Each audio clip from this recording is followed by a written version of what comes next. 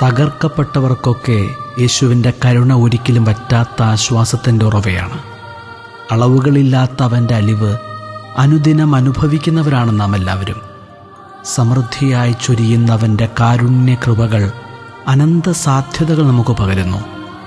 നമ്മുടെ മിഴികളിലെ കാഴ്ചകളേകുന്ന കാഴ്ചപ്പാടുകൾ പോലെയല്ല അവൻ്റെ ഹൃദയത്തിലെ കരുണ മറ്റുള്ളവർക്കായി അവൻ കരുതി വയ്ക്കുന്നത്. തിന്മകളുടെ കടുപ്പമോ തെറ്റുകളുടെ ആവർത്തന പരിണാമമോ അവൻ്റെ കണക്ക് പുസ്തകത്തിലെ തിട്ടപ്പെടുത്തലുകളിൽ ഇടം നേടുന്നില്ല. അനുകമ്പയോടെ പക്ഷപാതമില്ലാതെ ഏവരെയും ഉൾക്കൊള്ളുന്ന മനസ്സ് സ്വന്തമാക്കാം. കീഴുവതെന്തിന് മകനേ മകളെ, കാത്തിരിക്കാം ഞാൻ നിനക്കു വേണ്ടി,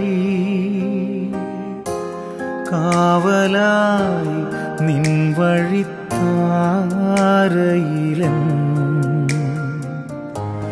കണ്ണടയ്ക്കാതെ ഞാൻ കൂട്ടിനില്ലേ.